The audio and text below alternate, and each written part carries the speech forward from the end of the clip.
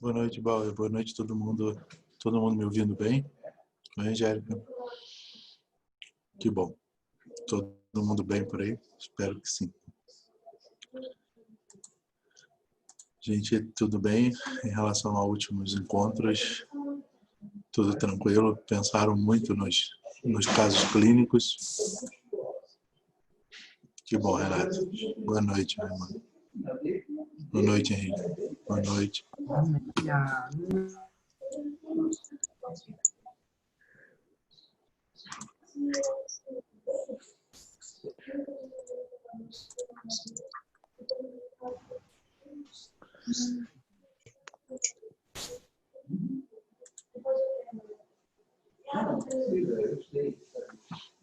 Boa noite, boa noite. Só esperando o pessoal acabar de entrar, a gente começa, tá?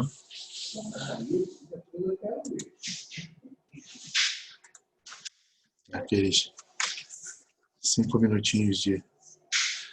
Quem ficou preso na cozinha, como eu digo. Trânsito da cozinha para o computador.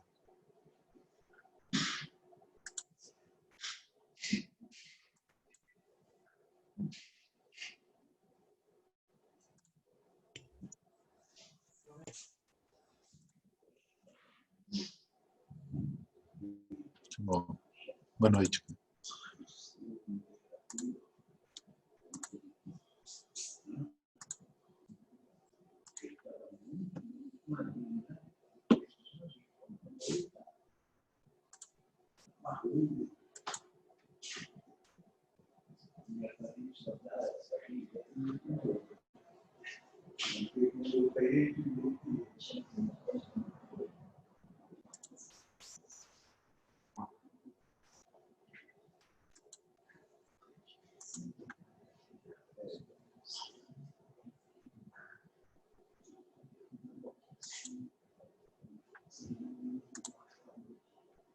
Boa noite, Ludmila.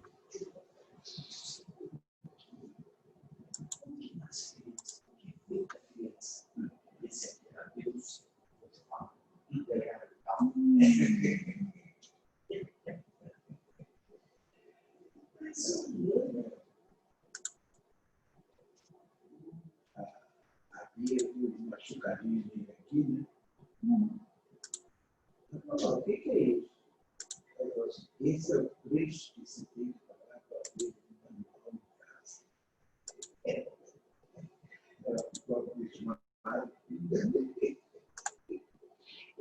Boa noite, pessoal.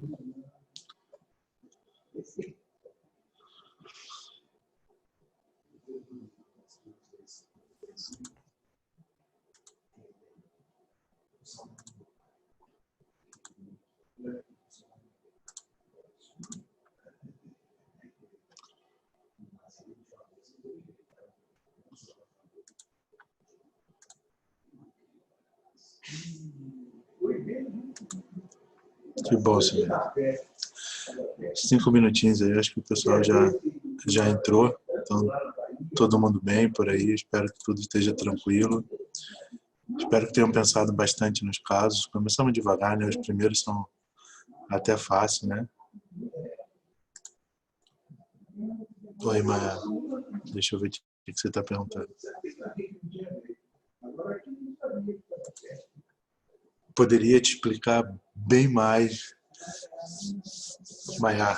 É assim que se fala? Se tiver errado, depois você me manda um áudio, tá? Poderia explicar bem mais se a gente soubesse mais como isso funciona, né? Na verdade, há uma inferência. Se você tem um acompanhamento de bebês prematuros, prematuridade extrema principalmente a longo prazo, e há uma associação desses bebês com o desenvolvimento de transtorno de déficit de atenção. A fisiopatologia exata por detrás disso, ela não é totalmente elucidada. Tá? Há teorias, por exemplo. O ser humano talvez seja o único animal que nasce sem estar preparado, né? A gente nasce com, principalmente o nosso cérebro, né? Ele absolutamente não está pronto. Tem alguém com o microfone ligado? Espera aí que eu vou desligar aqui, então vou botar mudo para todo mundo. Isso. Vê se melhorou agora, tá? Então, assim, o cérebro não está pronto, e o cérebro não estando pronto, você tem uma questão relacionada à não mielinização. Quanto mais prematuro você nasce, menos mielinização de algumas estruturas estão feitas. Além disso, normalmente a prematuridade está associada à ida à UTI neonatal dessas crianças, a colocação dessas crianças em ventilação mecânica, e aí a colocação em ventilação mecânica você tem associação com piora dessa mielinização ou áreas de hipóxia isquêmicas, mesmo pequenas, em que você não consegue, às vezes, detectar nem sequer em ressonância, mas existe a nível estrutural, celular, lesões de algumas áreas cerebrais. E aí você tem essa associação maior com a não mielinização, com pequenas áreas hipóxicas isquêmicas, que normalmente são as áreas terminais, próxima à região de tálamo, hipotálamo, hipocampo, regiões relacionadas à memória e à atenção, e aí você acaba tendo uma associação maior com déficit de atenção. E isso é uma teoria, são teorias, tá? A explicação exata pela qual isso acontece a gente não tem elucidado ainda, mas há uma associação estatisticamente relevante entre crianças prematuras extremas associadas à ventilação, transtornos de aprendizado de uma maneira geral e o déficit de atenção entre eles. Eu não sei se ficou claro para ti essa explicação, tá? Imagina, é um prazer, tá? Vamos lá então, gente. Vou partilhar a tela aqui com vocês, então, para a gente começar a nossa exposição de hoje. Tá? Nós vamos falar um pouquinho sobre motricidade hoje, tá? E como eu disse para vocês, são os grandes temas da neuro, normalmente são sindrômicos, né? São as grandes síndromes. Então, assim, dificilmente a maior parte dos neuros gosta de dar aula com essa associação, assim, entre não você falar numa doença diretamente, tá? Eu não vou falar especificamente sobre doença de Parkinson, eu vou falar sobre transtornos do movimento, eu não vou falar sobre miastenia graves, eu vou falar sobre transtornos associados a déficit de força. Inclusive, alguns até separam isso, tá? Separam em transtornos de movimento, transtornos de força muscular. A gente vai um pouco mais direto aqui falar de motricidade, mas a gente vai dividir essa motricidade, vocês vão ver motricidade voluntária, motricidade automática, em coordenação. A gente vai falar um pouquinho sobre cada uma delas de forma separada para que a gente possa ter uma absorção melhor. Eu acho que fica mais fácil absorver o conteúdo quando a gente divide, assim, mesmo que a gente saiba que é uma divisão muito mais didática do que prática. A gente não tem isso na prática.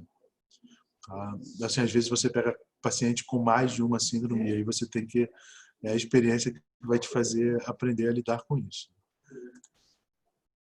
Se está tudo bem, se ninguém tem nenhuma dúvida em relação ao que a gente já falou até agora, eu vou dar seguimento então, tá, gente? Vou continuar.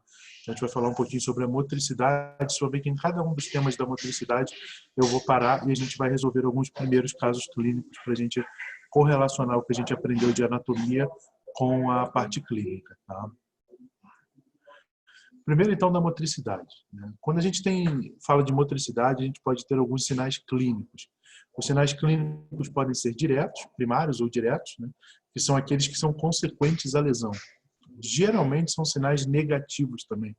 Pode se encontrar com essa nomenclatura, tá? Sinais primários, sinais diretos ou sinais negativos, que são consequentes à lesão. E vão traduzir uma perda da função.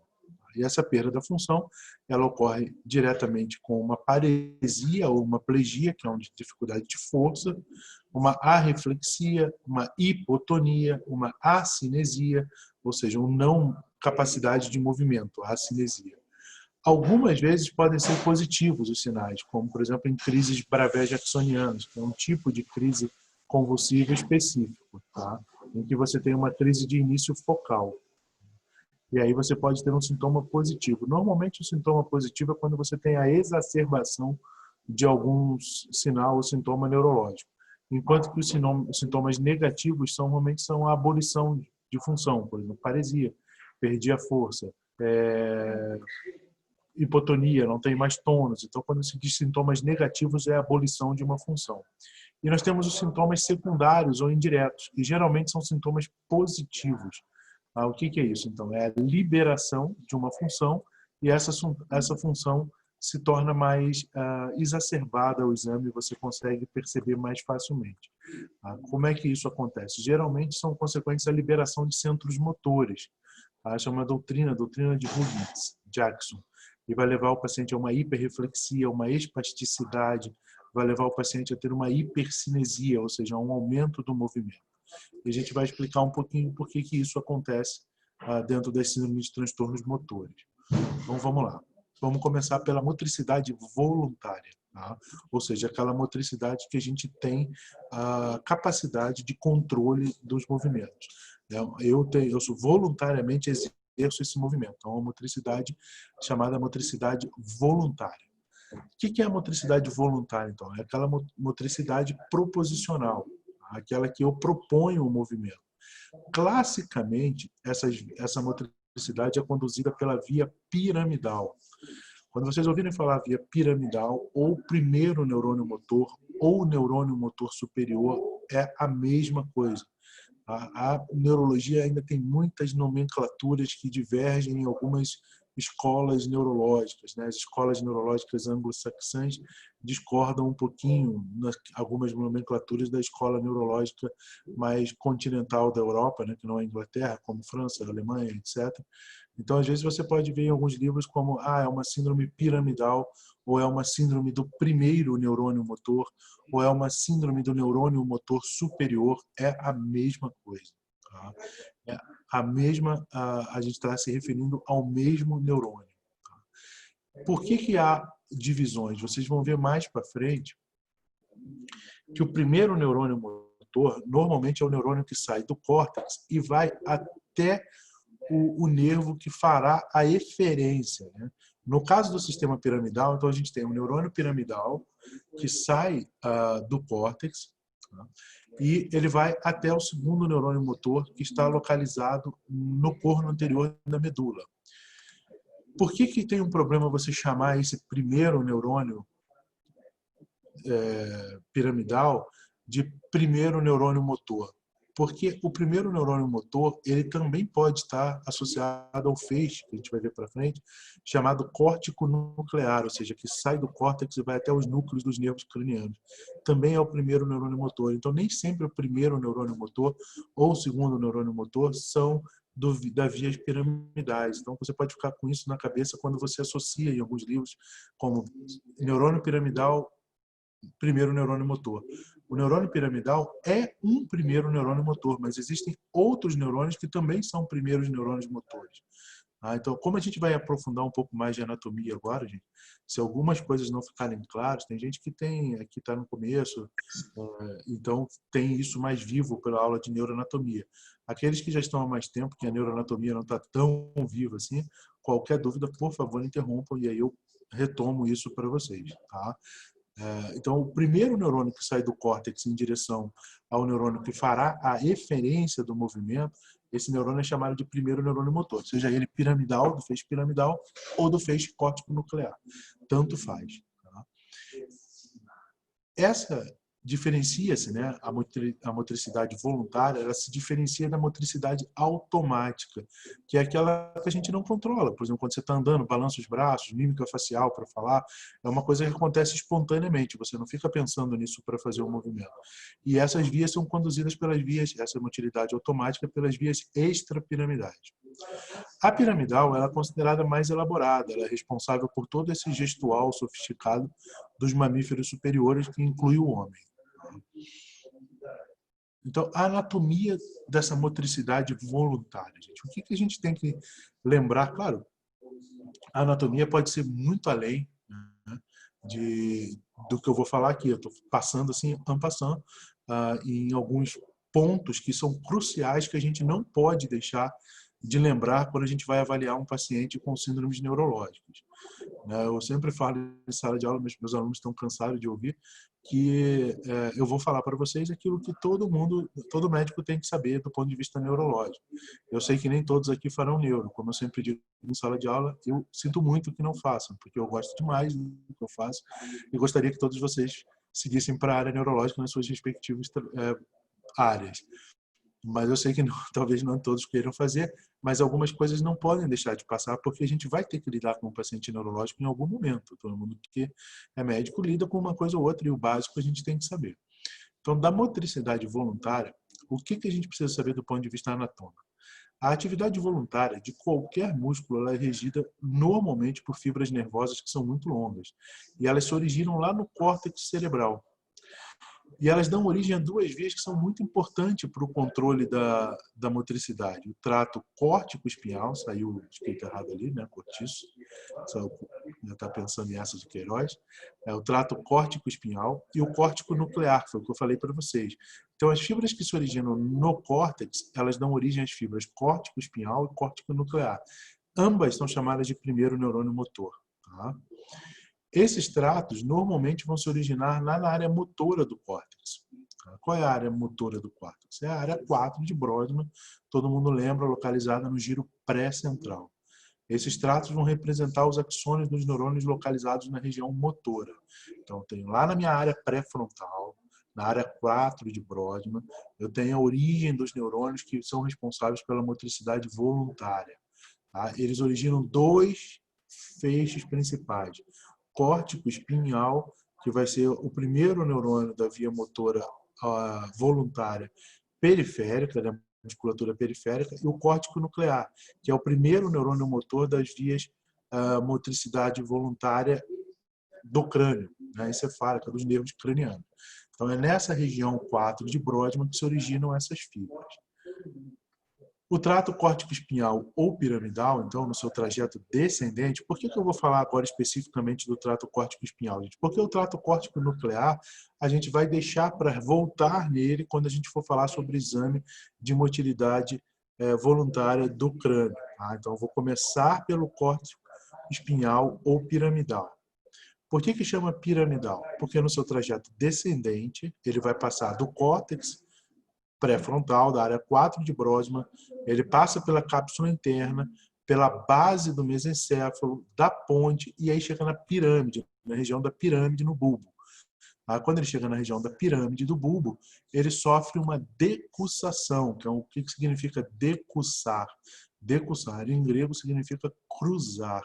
Então, ele cruza a linha média, pelo menos a grande maioria das fibras do trato piramidal cruzam a linha média, permitindo a inervação cruzada do encéfalo. Né? O meu córtex cerebral esquerdo controla meu hemicorpo direito e vice-versa. As fibras, existem fibras que não se cruzam. Tá? A gente sempre decora, o feixe piramidal cruza. Nem todas se cruzam. As fibras que não se cruzam vão descer a linha média no chamado funículo anterior da metade ipsilateral da medula, tá? Que a gente chama de trato córtico-espinhal anterior. As que cruzaram descem pelo trato córtico-espinhal lateral. Por que existem essas fibras que não cruzam? As fibras que não cruzam, elas são responsáveis principalmente pela inervação da musculatura axial, tá? Próximo à linha média do corpo, para que a gente possa, por exemplo, quando vai fazer o movimento de sentar ou de manter o equilíbrio, elas ajam ipsilaterais e tenham uma inervação quase que síncrona, né? Ao mesmo tempo funcionando nos dois lados. Enquanto que as da periferia normalmente cruzam, porque você pode usar a periferia independente da área central do seu corpo. Bom, ambas vão terminar onde? Ambas vão terminar em contato com os motoneurônios e com os interneurônios medulares. Portanto, a principal função do feixe piramidal é controlar os movimentos voluntários, tá? Dedicados principalmente aos músculos do dimídio oposto à sua origem, ou seja, do lado oposto. O originou no córtex cerebral esquerdo, vai controlar os músculos do dimídio direito, originou no córtex cerebral direito, vai controlar no dimídio esquerdo, por causa da decussação, que significa cruzamento, na área do bulbo chamada pirâmide, por isso o feixe piramidal ou feixe córtico-espinhal, pela passagem dessa área, ou ainda primeiro neurônio motor do feixe córtico-espinhal. Bom, nós falamos que a gente ia dizer isso da nossa motricidade voluntária periférica. E da face? Na face nós também temos motricidade, né? Nós também movemos os músculos da face de forma voluntária. Aliás, bastante voluntária, né? Quando a gente tenta, o que eu estou fazendo aqui agora de falar, tem todo um gestual e um movimento voluntário dos músculos da face para que isso aconteça. Para isso acontecer, para esse controle voluntário da musculatura facial, a gente também tem o trato córtico nuclear.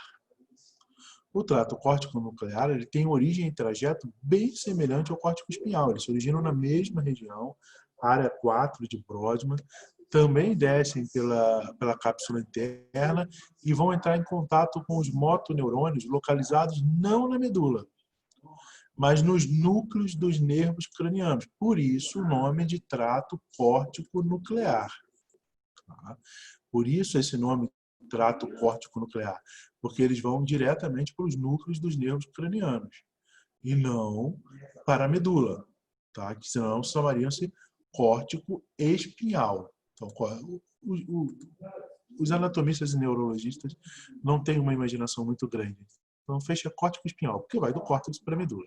O feixe córtico nuclear, porque vai do córtex para o núcleo dos nervos cranianos. Então, o nome dos feixes já diz para a gente claramente quais são as funções desse núcleo, tá? desse feixe. Então, não é difícil você lembrar e aprender quais são as funções. O que mais, então, gente? Então, além de tudo isso, tá? Esses feixes córtico-nucleares, eles não passam pela pirâmide. Por isso, não são chamados de feixe piramidal. Por que não passam pela pirâmide? Porque eles vão para os núcleos motores dos nervos cranianos. E indo para os núcleos motores dos nervos cranianos, eles terminam antes da pirâmide, que é lá embaixo no bulbo, já saindo do cérebro e indo para a medula. Por isso, esses feixes terminam antes da região da pirâmide. Mas tem um papel análogo ao córtico espinhal. Tá? Por isso também é considerada, algumas vezes em alguns livros, para confundir mais ainda a cabeça de vocês, em via piramidal. Tá? Pelo fato de que são os primeiros neurônios que vão entrar em contato com o segundo neurônio motor, que é eferente. Então a gente às vezes acaba chamando de feixe piramidal. Quais são os principais nervos controlados por este feixe? São o quinto, né? O trigêmeo. Por que o trigêmeo? Porque é responsável pela motricidade voluntária quando eu vou mastigar. Quando eu vou dar deglutição, mastigação, o trigêmeo está envolvido no masséter, na inervação do masséter, do pterigoideu e do músculo temporal. Além disso, nós temos o nervo facial, obviamente envolvido em toda a questão da mímica facial e da motricidade da face. Mas temos também o décimo, o 11º e o 12º, que estão envolvidos na questão da deglutição, da inervação da faringe, do palato e da motilidade da língua, o 12º ou hipogrosso. Então, esses são os núcleos, principais núcleos de nervos motores localizados no tronco cerebral. Bom, voltando, porque aqui tem a grande vantagem, a gente não tem que cumprir a disciplina, né? Então a gente pode ir com muita calma no que está falando. Então, como é que funciona a nossa motricidade, então, voluntária? No nosso córtex cerebral, né? A gente tem lá o nosso córtexzinho cerebral. A gente está aqui um cérebrozinho bem bonitinho, vou tirar a propaganda para ficar mais bonitinho. Né? Nós temos lá o córtex, tem lá o temporal, tem aí o sulco central, a área anterior do córtex. A área motora de Brodmann. Ali se origina o feixe piramidal, ou primeiro neurônio motor, ou neurônio motor superior. Esse feixe desce pela cápsula interna. Aqueles que vão para a periferia, que formam o feixe córtico espinhal, eles cruzam a linha média na decussação, ou seja, no cruzamento das pirâmides, e aí cruzam para o lado oposto. E os feixes córtico-nucleares, que vão inervar a musculatura da mímica facial, principalmente, não cruzam a linha média, não passam pela pirâmide, porque terminam anteriormente a ela, a pirâmide. Tudo bem? Tá dando para entender bem, assim, tá bem claro isso para vocês, tá? Se alguma coisa não ficar claro, gente, voltamos de novo e explicamos de novo, tá? Por favor, me interrompam, não sintam constrangidos com isso, a mim não incomoda em nada. Bom, resumindo essa questão anatômica, de tudo aquilo que vocês são obrigados a decorar às vezes, o que realmente importa é isso que eu falei. Sabendo isso, vocês já vão começar a entender como se faz para examinar o paciente. Tá? E como é que a gente faz o exame do paciente? Tá? Normalmente, o exame do paciente a gente vai fazer com a avaliação dos movimentos espontâneos ou ativos. Tá? O paciente movimenta diferentes segmentos do corpo ou de forma voluntária. Tá? Como isso? Assim? Você pode olhar o paciente, o exame do paciente, na hora que o paciente entra no teu consultório.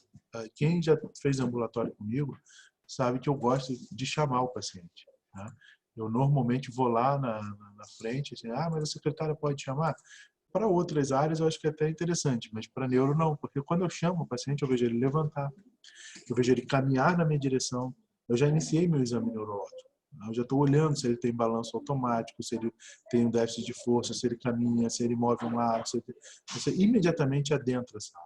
Os primeiros movimentos, antes de você anotar na amnésia, aquela coisa bem voltada, assim, quando começou, deixa ele falar um pouquinho, pergunta assim, tenta se é bom que você seja até simpático, né? Pergunta, o senhor nasceu aonde? Tá? Para saber se a mímica facial está preservada, você tem mais tempo de olhar para a face do paciente antes do momento que você começa a anotar a história clínica, né? Que aí você fica mais focado no teu papel, por exemplo, para anotar a história.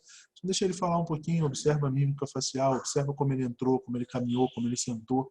Então, os movimentos espontâneos ou ativos são extremamente importantes. Então, se vocês tiverem a oportunidade sempre de chamar o paciente, botar ele no corredor, fazer o caminhar em sua direção, ajuda muito na hora que você já começa o teu exame antes de realmente começá-lo, vamos dizer assim.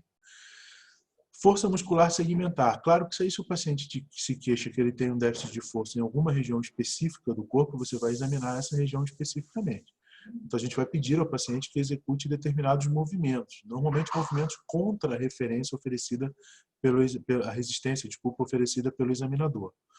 No caso de um déficit motor, a gente procura quantificá-lo. Existe uma escala de força muscular, então a gente tenta usar essa escala quando o paciente tem uma queixa de que ele tem um déficit de força, você usa essa escala para tentar quantificar. Por que quantificar? Porque você pode avaliar se está havendo uma piora ou está havendo uma melhora com o tratamento instituído quando você tem uma quantificação inicial no primeiro momento que você atendeu o paciente, normalmente prévio ao iniciar qualquer tipo de tratamento.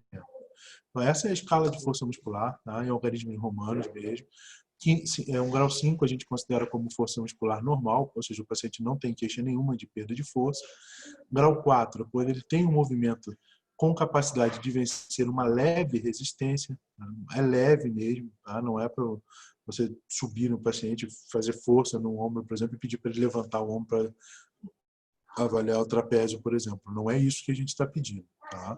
Então, você está pedindo para avaliar se o paciente tem a capacidade de vencer uma leve resistência. Você vem e coloca sua mão sobre o ombro do paciente e pede para ele vencer essa leve resistência. Grau 3, se ele tem um movimento capaz de vencer a força da gravidade, ou seja, ele tem uma queixa de déficit de força. Você vai examinar aquele trapézio. Você coloca a sua mão, faz uma leve força para baixo e o paciente não consegue vencer. Se ele não consegue vencer, ou seja, ele não consegue vencer a resistência, a força dele já é menor do que 4. Você tira a mão e deixa só a força da gravidade. Se ele consegue vencer a força da gravidade, ele tem uma força grau 3. Não conseguiu vencer a força da gravidade. O que você faz? Deita o paciente, imagina que eu estou deitado e pede para ele fazer um movimento. Se ele faz um movimento sem a força da gravidade, ele tem grau 2. Se ele só tem apenas o tônus, uma fraca contração muscular, grau 1. E se não tem nada, num caso de choque medular, por exemplo, 0 de força muscular. Tá? Então, essa é uma escala de força muscular bastante usada, simples de guardar na cabeça, né? Mais uma escala para você guardar. Mas você usando sempre, você vai acabar guardando naturalmente. Tá? Não vai ter nenhum tipo de dificuldade para guardá-lo. E se não guardar também, usa memória do celular, qualquer coisa, uma anotação, né? Você põe um top, alguma coisa, deixa anotado ali. É interessante que você diga, ó, o paciente tem tem uma queixa de paresia com grau de força muscular, grau 3, vou iniciar, por exemplo, uma doença inflamatória, uma polidermatomiosite, vou iniciar um corticoide, e aí no outro dia eu volto e ele está com uma força grau 4, ou seja, melhorou. Você tem um parâmetro de avaliação desse paciente, que o seu tratamento está sendo eficaz. A gente faz algumas manobras de sensibilizar ou para testar déficit, né? Quer dizer, quando o paciente não tem queixa de um grupo muscular específico, a gente parte direto para a manobra de todos os grupos musculares ao mesmo tempo. Como é que é essa manobra? É a manobra dos braços estendidos, né? Os membros superiores são colocados em posição horizontal, como se você fosse fazer um juramento, né? E em caso de déficit motor, o membro normalmente apresenta oscilações e tende a abduzir e a cair progressivamente. O ideal é que você faça essa manobra, você estica os dois braços do paciente, né? O ideal é que você faça essa manobra com os olhos fechados. Por que os olhos fechados? Porque o paciente, às vezes, ele estica a mão, ele percebe que um braço está mais fraco, visualmente ele corrige, ele aumenta a força para deixar os dois braços no mesmo nível. Você diz, mas para que o paciente faz isso? Para me enganar? Não. É porque todos nós, às vezes, temos medo. Né? A gente tem medo de que... E o médico, qual é um dos grandes medos que o ser humano tem? E o médico, principalmente, né? O médico odeia ir a médico. Né? Qual é o grande medo? Ele vai descobrir alguma coisa que é grave. Então, se eu disser que a minha força não está tão ruim assim, que eu estou vendo, ele não vai descobrir nada. Então, ele não está te enganando, ele está se defendendo. Então, sempre que você puder, no exame neurológico, sensibilizar o exame com os olhos fechados é melhor. O exame vai ter mais finesse para poder detectar alterações. Nos membros, essa manobra também é chamada de Mingazine dos membros superiores. Não é muito correto porque não foi descrito para eles. A manobra de Mingazine foi descrita para os membros inferiores. Você coloca o paciente em decúbito dorsal, né, com as pernas fletidas em ângulo reto sobre as coxas. Você faz isso com a perna do paciente. E as coxas sobre a bacia. Em caso de déficit, ocorre uma queda progressiva da perna, no quadríceps ou da coxa, se for do psoas, ou de ambos os segmentos, se os dois grandes grupos musculares estiverem afetados. Obviamente, você não vai pegar o paciente, botar ele deitado, mandar ele fazer isso aqui com a perna e deixar ele ali 10 minutos. Ninguém aguenta, né? A perna vai começar a cair. É rápido, né? Ver se o paciente faz um movimento e consegue manter a força muscular sustentada por uns 10 segundos, você já considera isso como normal. Tá? Manobra de Barré. Tá? Qual é a manobra de Barré? Em decúbito ventral, aí o paciente não está mais em decúbito dorsal, está em decúbito ventral, você flete as pernas, tá? Em ângulo reto sobre as coxas. Sobre as coxas. Em caso de déficit, a perna cai progressivamente, né? Os músculos flexores da perna sobre a coxa. Manobra do pé. Você pode botar o paciente em decúbito dorsal e põe os membros inferiores em extensão, os pezinhos ali bem bonitinhos, um do lado do outro, em posição vertical. Se você tiver déficit dos músculos, principalmente os rotatórios internos dos membros inferiores, os pés vão cair, vão se desviar, porque você tem perda de força. É muito importante essa manobra dos pés em paciente em coma, né? Porque em paciente em coma, você não pode pedir para ele fletir a perna, você não pode pedir ajuda. Então, você põe ele deitado, põe os pezinhos de reto, você vê que tem um déficit de força que o pé cai. Então, olha, esse paciente está plégico desse lado porque o pé está caindo. Então, provavelmente tem uma lesão cortical. Né? Então, eu preciso examinar melhor esse paciente.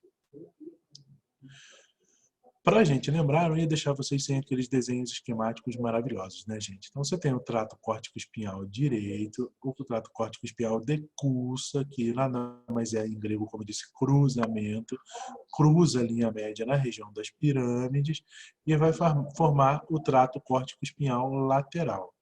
A mesma coisa acontece do outro lado. Uma parte não cruza, mas a grande parte vai sofrer decussação. 80%, 90% das fibras sofrem essa decussação.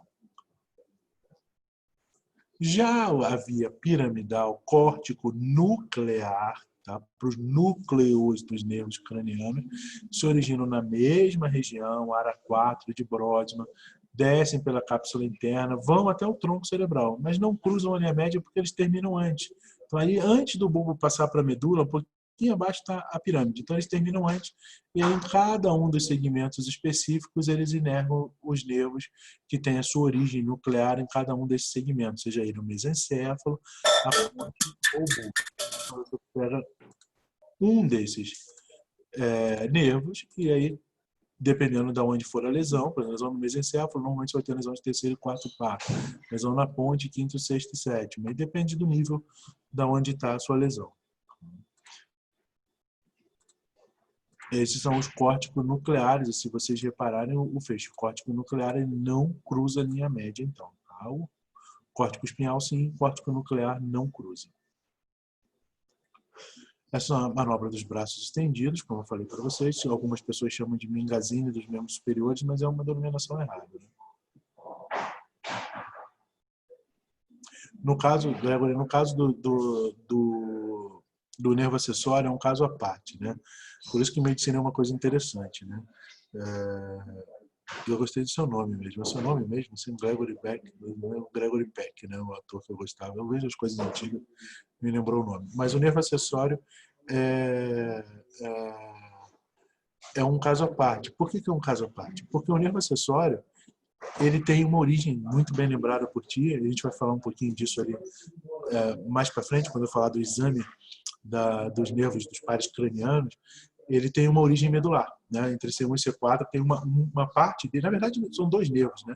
É um nervo que se origina na parte do tronco, ali mais do bulbo, e um que se origina na parte medular. Mas depois eles dois ramos se juntam e acabam se exteriorizando pelo forame jugular e fazem mais ou menos uma inervação conjunta de algumas áreas. Então a gente acabou classificando como o mesmo nervo. Mas teoricamente são dois nervos. E a parte medular tem cruzamento, tá? Agora a parte medular cruza sim. Mas vamos deixar isso um pouco mais para frente, senão a cabeça já vai dar um nó, né? Tem gente que talvez você já tenha lido algumas coisas a respeito, lembre da parte da neuroanatomia e lembra disso. Mas a gente vai passo a passo para não matar a cabeça de vocês e não fazer algumas pessoas odiarem a neuroanatomia, né? Com a neurofobia, né? Que a gente chama, né? Imagina, cara, é um prazer. Precisando é só avisar. Existe, né? Eu já falei para vocês desse artigo, é um artigo da New England, muito famoso, citado várias vezes, chamado Neurofobia. Né? Por que os alunos das áreas da saúde têm pavor da neuro? Né? Então, uma das coisas é que a gente fica sempre se atentando aos detalhes. Né? E nesse caso ainda é importante, tá? Não é um detalhe que não precise ser lembrado, não, mas eu vou lembrar depois com calma. Tá? A manobra de Mingazini, então, né, que você coloca o paciente em decúbito dorsal, flete a coxa sobre a bacia, flete a perna sobre a coxa, você tem aqui a perda de força do quadríceps quando cai, ou do psoas. A manobra de Barré, tá? Tem muita gente que chama de Mingazini e Barré, não é a mesma coisa, vocês estão vendo. Tá? A manobra de Barré, que você vai ter todos os flexores aqui da perna. E esses são os principais conhecimentos que a gente precisa ter para conseguirmos analisar um caso. Tá? Então vamos ao nosso primeiro caso que eu passei para vocês semana passada. Não sei se vocês têm aí à mão. Tá? Eu acho que eu mandei os slides também. Eu não me lembro se eu mandei. Acho que eu mandei para a Carol. Sim. A Carol me pediu. Ela me pediu. Tá? Se eu não mandei, a culpa foi minha. Mas eu acho que eu mandei os slides. Sim. Eu acho. Mandei sim, né, Carol? Eu ainda livrei o seu. Eu falei assim, que eu tinha certeza que você tinha me pedido. Eu não tinha certeza se eu tinha te mandado. Então a culpa seria minha e não sua. Tá? Mas ainda bem que eu lembrei de mandar.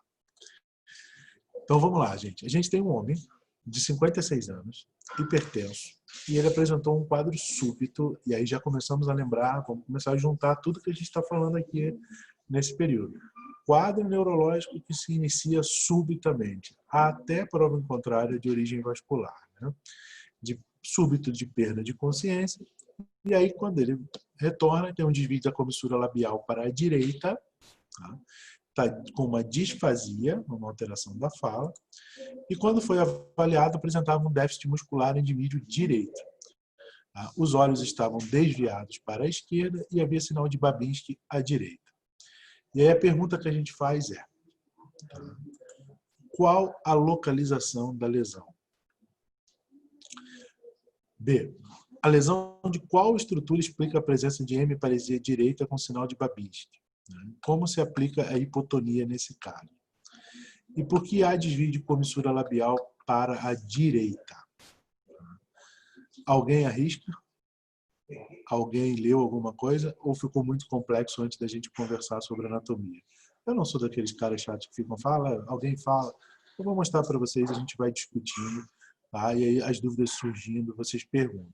Então vamos lá tentar responder a essas perguntas, né? Exatamente. Muito bem. Córtex do hemisfério esquerdo.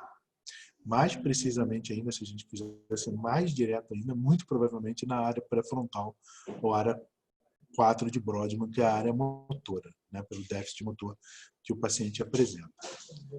E aí, a gente vai lá.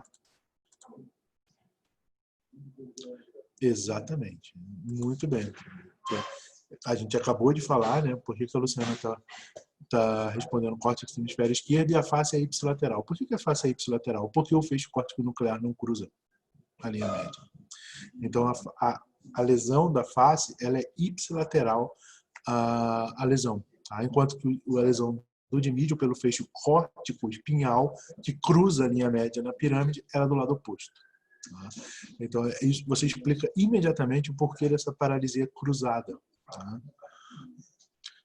Não deixa de ser, tá, Eduardo? A área de irrigação da maior parte dali é da artéria cerebral média, mas também tem a área de irrigação ali da artéria cerebral anterior, tá? Principalmente porque pegou o membro inferior. Tá? Se pegou o membro inferior, é a área de irrigação da artéria cerebral anterior. Não entendi a parte da face? Claro que sim, Beatriz, não tem problema. Vou só voltar aqui um pouquinho atrás que você vai entender, tá? Vou só voltar o slide aqui, você vai entender. Ó. Esse é o feixe córtico espinhal. Então, o feixe córtico espinhal ele cruza a linha média, 80% das fibras vão para o lado oposto. Então, se eu tenho uma lesão estrutural aqui, que é o caso no córtex cerebral esquerdo, eu vou perder o controle de todo o meu dimídio corporal direito. Até aí é uma coisa que está muito entranhada na cabeça de todo mundo lembra desse controle cruzado. Mas o facial, se você olhar aqui, ó, o facial não é do feixe córtico espinhal, tá? O nervo facial é do feixe córtico nuclear. E o feixe córtico nuclear, o que acontece? Ele se origina no córtex, ele desce onde está o sétimo par, lá na ponte, tá? O nervo facial. Só que ele é ipsilateral, então ele vai perder a inervação do nervo facial do mesmo lado. Se se originou no lado esquerdo, vai perder a inervação do lado esquerdo, porque ele não cruza a linha média, ele não vai para o outro lado. Nem o córtico espinhal, e aí se ele cruzasse a linha média, ele inervaria do lado oposto, mas não é o caso. Ele inerva ipsilateral, porque nenhum dos núcleos de pares de nervos cranianos... Desculpa, deixa eu reformular, porque o Gregory já me pegou ali antes. Né? Nenhum das fibras córtico-nucleares cruzam a linha média, não. 99% somente a do nervo acessório cruza para sua formação espinhal. Tá? Ela cruza a linha média. Os outros não cruzam. Então, eles inervam ipsilateral. Então, você paralisa o nervo facial de um lado e hemiplegia motora do lado oposto. Deu para entender agora, mesmo? Tá? Ficou claro isso para você agora? Isso. Então, essa é a parte da anatomia que é interessante. O que é interessante nisso? Por exemplo, se eu estou hemiplégico, tá, gente? Esquece o caso clínico desse homem, vamos discutir sobre o caso, vamos trazer mais hipóteses para a gente pensar e raciocinar. Olhando para esse paciente, imagina que ele não tivesse a lesão facial. Tá? Ele estaria plégico apenas do lado direito, por exemplo. Tá? Eu poderia suspeitar, inclusive, que esse déficit estivesse localizado em alguma região abaixo da ponte, que é onde está o núcleo do nervo facial, em que ele fica plégico à direita e não tem acometimento do nervo facial. A partir do momento que ele tem acometimento do nervo facial, eu tenho certeza absoluta que a minha lesão só pode estar da ponte para cima, porque pegou o núcleo do nervo facial. Então, assim, quando eu vou fazer uma ressonância, por exemplo, eu não preciso, um exame de imagem, eu não preciso chegar para o meu radiologista e dizer, ó, dá uma olhada no bulbo, no início da medula, porque ele está plégico, a lesão pode ser lá embaixo. Não, a lesão só pode ser da ponte para cima. Como ele está disfásico, ele tem uma alteração da fala, tá? Da capacidade da linguagem, eu tenho mais certeza ainda que pegou no córtex cerebral. Porque se fosse uma lesão só de tronco, ele não teria alteração da linguagem. Porque o centro regulador da linguagem só pode estar no córtex. Fica claro para vocês quando eu falo isso do ponto de vista anatômico, esse raciocínio? Porque assim, eu tenho uma hemiplegia sem nervo facial, sem disfasia. Pode estar pegando no córtex? Pode, e não pegou a área da fala e não pegou a área que vai para o córtico nuclear. É raro, mas pode acontecer. E aí o que acontece? Você tem uma hemiplegia, eu tenho que estudar todo o córtex, inclusive a medula alta. Se peguei o facial, só é da ponte para cima. Se eu tenho disfasia, só pode ser no córtex. Aí eu vou localizando a minha lesão a cada sintoma que aparece quando eu conheço a anatomia. Tá? Que bom, Leite, que bom que vocês estão conseguindo entender. Aqueles que não conseguirem, por favor, interrompam. Se são daqueles como eu era, assim, que ficam com vergonha de parar e perguntar no meio da aula, depois me mande um e-mail, não tem problema nenhum, a gente vai até que vocês entendam isso. A gente aqui não está todo mundo aqui por prazer, né? Ninguém aqui está exigir prova, nada disso. Então a gente vai tentar sair daqui entendendo como se manifesta e como que a gente localiza. Lembra que eu disse para vocês lá na anamnese que hoje em dia a gente tem exames tão profundos, como é o caso da ressonância, que eles conseguem mostrar alterações que sequer são responsáveis pelos sintomas do paciente. Então, se você tem uma lesão, por exemplo, nesse paciente que aparece na ressonância no bulbo, você vai dizer assim, ó, essa lesão que apareceu no bulbo não é responsável pelo quadro do meu paciente. Porque ele tem paralisia de nervo facial, só pode ser da ponte para cima. Ele tem disfasia, só pode estar lá no córtex. Então, ele pode até ter uma lesão no bulbo, mas ele tem que ter alguma outra coisa mais para cima que explique esses sintomas do paciente. Eu vou tratar essa outra coisa. Esse aqui, o outro achado foi um achado. Não é aquilo que está dando sintoma para o paciente. Tá? Claro isso, gente, para vocês? Tá? Muito bom. Que bom que vocês estão conseguindo entender. Tá? Então, qual a localização da lesão? Como o déficit muscular está localizado nos membros superior e inferior direitos, a lesão está localizada no encéfalo esquerdo. É um lado oposto à lesão motora. Aí, a lesão do quadro, como é que explica a presença de hemiparesia direita com sinal de Babinski? Né? O que é o sinal de Babinski? O sinal de Babinski é um sinal de hiperreflexia. Tá? É um sinal patognomônico de síndrome piramidal. Tá? Ou seja, de lesão do neurônio motor superior, porque ele libera o arco reflexo e faz uma hiperreflexia. Então, o neurônio do trato córtico-espinhal deixa de funcionar, né, e vai ocorrer apenas o estímulo do arco reflexo. Com mais estímulo reflexo de tônus, o paciente tem uma paralisia espástica. Porém, tá, seria de se esperar numa fase posterior de uma síndrome do primeiro neurônio motor, seria de se esperar uma hipertonia, mas a gente está numa fase aguda, e na fase aguda você tem uma hipotonia ou uma atonia. Por isso que o paciente tem uma diminuição do tônus. A gente consegue explicar a hipotonia nesse caso, porque ainda está na fase de choque. Ainda foi o primeiro momento do surgimento dos sintomas do paciente. Tá? Dura 3 a 4 dias, e depois você vai entrar com uma hipertonia. O déficit motor, ainda no primeiro momento, é do tipo flácido e arreflexo. Depois vai evoluir para espástico e hiperreflexo, que é uma característica da síndrome do primeiro neurônio motor. Posso, Leomar. Vai ter uma... É porque o caso é um caso verdadeiro, tá? Então eu coloquei um monte de coisas a mais que a gente nem falou ainda na motricidade. A gente vai falar muito do controle da motilidade ocular quando a gente for dar aula sobre exame de motilidade ocular. E a motilidade ocular ela é controlada pelos nervos cranianos, terceiro, quarto, sexto principalmente, né? Abducente, aquela coisa toda, mas também existem núcleos, centros de controle da mirada, tá? Da capacidade que a gente tem no nosso olho funcionar em conjunto. E a gente tem dois grandes centros de mirada, o que controla a mirada vertical, tá? E o que controla a mirada horizontal.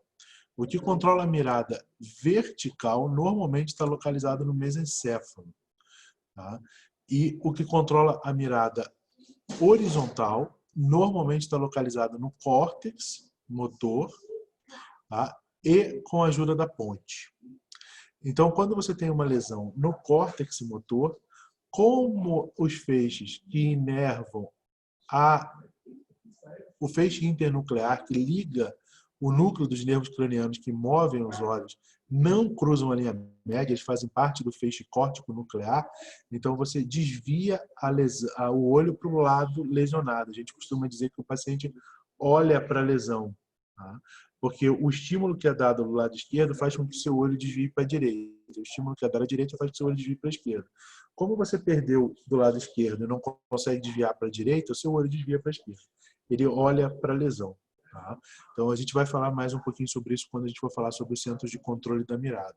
Mas eu não sei se nessa explicação rápida deu para te entender por que o desvio do olhar. Tá? Deixa eu ver aqui que O que o André perguntou? Não entendi porque eu tenho certeza que é no córtex por causa de fazer. Isso não seria um sinal de acometimento bulbar? Não, André, assim, não expliquei e não tem problema nenhum se você tivesse explicado, você perguntasse de novo, tá? Difícil assistir aula via online, né? Eu acho que vocês são uns guerreiros, assim, de prestar atenção em qualquer coisa que eu estou dizendo. Então, vamos lá. Cuidado para não confundir os termos, tá? Disfasia ou afasia, por exemplo, afasia, disfasia, etc., são distúrbios da linguagem. Quando você acomete o bulbo, você tem uma disartria, é uma alteração da articulação da fala e não uma articulação da capacidade de linguagem.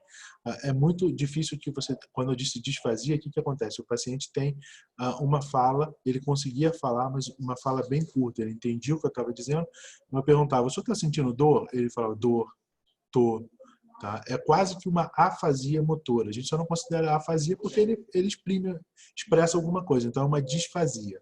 Tá? É diferente de uma disartria, que está associada a alterações do cerebelo e do tronco cerebral, que é a articulação da fala pela lesão dos núcleos cranianos. Não sei se tu conseguiu entender a diferença que existe. Tá? Imagina, perfeito. Tá? Eu também tive muito essa dúvida quando comecei a estudar. O definir termos é uma coisa importante. Por isso que eu pedi para mandarem para vocês aqueles glossários todos lá. Ninguém vai ficar decorando aquilo, tá, gente? Mas conforme os termos foram surgindo, vocês vão lendo, e isso fica mais claro para vocês. Tá? Tudo certo na letra B aqui? Tá? Todo mundo entendeu por que no primeiro momento, então, o paciente tem hipotonia, porque está em fase de choque, etc. Tá? E, por último, a letra C, né? Que já me responderam, né? Porque estudaram. Isso é muito bom, a gente fica muito feliz quando ocorre isso, né? Deixa eu voltar no chat aqui para dar o crédito para quem perguntou. Foi a Luciana. Eu ia falar, foi a Luciana, mas foi conferir, né, Luciana? Por que eu divido a comissura labial para a direita?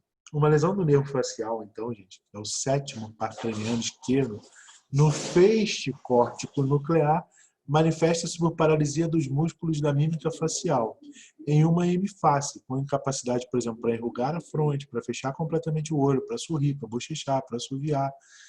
Observa-se ainda desvio da comissura labial para o lado contrário à lesão. Né, apagamento dos sulcos da hemifácie comprometida e lacrimejamento contínuo. Como a lesão é à esquerda, desvia para a direita, porque a musculatura do lado direito está funcionando. Então você desvia a face para a direita. O que faz a gente ficar centrado, tanto o olho quanto a face, é quando os dois estão funcionando e há um equilíbrio de forças. Quando você perde a força de um lado, o outro lado se contrai e tem um desvio da comissura labial, como a Luciana já tinha matado o nosso caso. Tá? Então, por isso, todos os sintomas, vamos voltar lá do nosso paciente, são explicados. Deu para entender isso? Antes da gente entrar na motricidade automática, eu vou fazer um resuminho aqui para vocês. A gente ainda tem tempo para hoje, senão continua, tem 7 minutos, dá tempo da gente fazer. Deixa eu separar a tela aqui numa outra coisa que é extremamente importante que vocês gravem isso, tá? Então vamos lá. A gente fala de síndrome do primeiro neurônio motor, síndrome do segundo neurônio motor, córtico espinhal, principalmente no córtico espinhal, tá? O que a gente quer dizer com córtico espinhal e síndrome de primeiro neurônio motor? Então vamos lá. Eu estou no córtex, tá? Eu tenho o meu feixe córtico espinhal, ele chega no bulbo. O que esse feixe faz quando chega no bulbo? Ele cruza a linha média. Ele cruzou a linha média, vai até a medula, chegou na medula, ele faz sinapse com o segundo neurônio. O segundo neurônio motor do corno anterior da medula sai e vai até onde esse segundo neurônio? Esse segundo neurônio vai até o músculo. Tá? Quando ele chega no músculo, aqui está o nosso músculo. Tá? E aí ele faz, aqui está o córtex, vamos botar um texto aqui, né? Córtex. Então, seu córtex, eu estou fazendo meu feixe piramidal. Tá? Aqui é o verdinho aqui. Vamos botar, tirar aqui. Vamos botar mais para baixo. O córtex eu vou botar em verde para ficar da cor do piramidal. Tá? Então, piramidal. Então, esse é o meu primeiro neurônio motor, decussação das pirâmides. Segundo neurônio motor aqui, vamos botar na outra cor. Segundo neurônio. E aqui no final é o músculo. E aí eu tenho o arco reflexo, gente. O que é o arco reflexo? Eu tenho um neurônio que, na verdade, é um neurônio sensitivo. Ele sai do músculo, né? Ele é pseudounipolar, penetra na medula e faz sinapse com o segundo neurônio motor. Isso é um nervo sensitivo. Então, vamos lá. Esse é o que a gente chama de arco reflexo. Vamos supor, gente, que eu tenho uma lesão que está ocorrendo. Deixa eu achar uma cor aqui que eu ainda não usei, o amarelo. Vamos supor que eu tenho uma lesão que está ocorrendo aqui, ó, no meu feixe piramidal, o meu primeiro neurônio motor. O que vai acontecer, gente? Quais são os sintomas que o paciente vai ter? Ele vai ter um déficit de força do lado oposto, correto? Porque cruza a linha média. Então, um déficit de força do lado oposto. Só que o que vai acontecer? Esse paciente vai ter uma liberação. O nosso arco reflexo não funciona o tempo todo, porque a gente tem controle voluntário. Senão a gente vai ficar o tempo todo fazendo reflexo. Como eu perdi o controle voluntário por uma lesão piramidal, eu tenho liberação do arco reflexo. Se eu tenho liberação do arco reflexo, qual vai ser a minha síndrome piramidal? A minha síndrome piramidal, ou síndrome do primeiro neurônio motor, opa, aqui que saiu amarelo, vamos voltar aqui com o verde aqui, para ficar da mesma cor. A minha síndrome piramidal, ela envolve hemiparesia oposta, ela envolve hiperreflexia, porque eu liberei meu arco reflexo, eu tenho muito reflexo envolvido nisso. Tá? Quando eu faço muitos reflexos o tempo todo, eu tenho os reflexos patológicos. Nos membros inferiores, o mais comum é o de Babinski, e nos membros superiores, o de Hoffman. Tá? O que é o sinal de Hoffman? Deixa eu saber o que estão perguntando. Ah, a presença, né? O que é o sinal de Hoffman? É um Babinski de membros superiores. Você pega a mão do paciente, põe nessa posição, pega o dedinho dele aqui e dá uma estaladinha no dedo, assim, ó. Tá? Desse jeito, e o paciente faz esse movimento com a mão, né? Como se fosse um sinal de Babinski dos membros superiores. Então, eu tenho hiperreflexia. Se eu tenho hiperreflexia, eu tenho hipertonia. Se meu reflexo está funcionando, a minha atrofia é pequena. E eu tenho ainda a presença de clonos, que são os reflexos repetidos, né? Eu faço isso com o pé, o paciente fica fazendo reflexo o tempo todo. Chama-se clonos. Essa é uma síndrome do primeiro neurônio motor. Então, se você conhece a anatomia pela interrupção, você obviamente deduz qual é a síndrome do primeiro neurônio motor. Mas vamos fazer diferente. Se eu tivesse, Frederico, então tá, eu não tive do primeiro neurônio, eu tenho uma síndrome do segundo neurônio. Opa, do segundo neurônio motor. Vou botar em amarelinho, que a nossa síndrome está sendo em amarelinho. Lesei aqui, o segundo neurônio motor. Vamos fazer um outro texto aqui. Vai ficar meio carnaval aqui, mas tudo bem, né? Segundo neurônio motor. Vamos lá para o vermelhinho, que é o nosso. Segundo neurônio. O que acontece? Eu não tenho mais reflexo. Eu também me manifesto como uma paresia, como uma perda de força, mas eu não tenho reflexo, porque meu arco reflexo foi interrompido. Então, é uma arreflexia. Se eu não tenho a reflexia, eu não tenho tônus, é uma atonia. Se eu não tenho tônus, não tenho reflexo, absolutamente não estimulo o músculo, o que vai acontecer? Uma atrofia importantíssima. Tá? Essa é a diferença entre uma síndrome do primeiro neurônio e uma síndrome do segundo neurônio motor, que tanto se fala em distúrbios motores em neurologia. Deu para entender isso, gente? Ficou claro esse meu desenho? Assim, horrível, mas ficou claro? Deu para entender? Sem problema nenhum, por favor, me responda. Se alguém não entendeu, a gente volta e explica de novo. Tá? Deu para entender, Neto? Obrigado. Bom, vamos voltar aqui 8 horas já. Nosso primeiro caso clínico. Muito bem para quem tinha estudado. Quem não tinha também não tem problema. A gente está aqui para tirar as dúvidas mesmo. Fica mais fácil ouvindo quando eu falo. Ficou claro, então, essa diferenciação entre primeiro neurônio, feixe córtico medular, primeiro neurônio, feixe córtico nuclear não cruza a linha média, feixe córtico espinhal cruza a linha média. Isso ficou claro para vocês? Tá? Que bom, Tainá. Tá? Que bom que você está entendendo. Tá? E é bom te ver aqui também. Saudade de vocês. Então, gente, na próxima semana, a gente dá uns 5 minutinhos iniciais enquanto o pessoal está entrando. Obrigado, Luciano. Quando o pessoal está entrando, a gente retoma, tá? Claro, eu posso reforçar sem problema nenhum. A gente retoma um pouquinho dessa parte, se alguém tiver alguma dúvida, depois a gente vai para a motricidade automática e aí discutimos o outro caso que eu mandei para vocês. Gregor, é o seguinte, você tem o feixe córtico espinhal anterior, ele inerva principalmente a musculatura paraxial, tá? Então, ele tem uma inervação meio que com fibras que dos dois lados, assim, na decussação das pirâmides, uma parte que cruza vai formar o feixe córtico espinhal do lado oposto. Uma parte das fibras que cruzam na pirâmide formam o córtico espinhal do lado oposto. Então, uma parte do córtico espinhal anterior ele é formado por fibras ipsilaterais e do lado oposto. Por que isso? Porque se a gente tivesse a capacidade, imagina, tem gente que consegue, né? Tem aquele ator, que eu não me lembro o nome, que consegue mexer só a musculatura do peito, né? É difícil você conseguir fazer isso, né? Mas tem gente que consegue. Mas por que você precisa inervar os dois lados da musculatura paraxial ao mesmo tempo? Para manter a pessoa em equilíbrio. Quando você vai levantar da cama, quando você vai girar na cama, então você tem uma inervação bilateral, porque você dá a ordem de manter o teu centro de gravidade. Então essa é a função do feixe córtico espinhal anterior. Não sei se ficou claro para ti essa função. Tá? Obrigado, Stephanie. Tá? Tudo claro? Ninguém sem dúvida agora? Deu para entender, galera? Joia. Então, se alguém tiver alguma dúvida ou qualquer coisa, gente, por favor, me avisem, tá? E-mail, sempre. Esse aí mesmo, Bauer, Terry Crews. Eu adoro o Brooklyn Nine-Nine, né? Ele é uma figura nessa série. Quem não vê e puder ver, eu acho engraçadíssimo, assim, então eu recomendo. Né? Então, quem tiver alguma dúvida, por favor, entre em contato. Espero que tenha ficado claro para vocês. Deem uma lida agora, né, gente? Olhem mais a fundo um pouco essa anatomia. Isso foi uma introdução, mas para vocês começarem a entender quando estiverem em pronto-socorro e atendimento, tá? Então, muito obrigado de novo. Vou passar essa horinha aqui comigo, matando a minha quarentena e a saudade de vocês.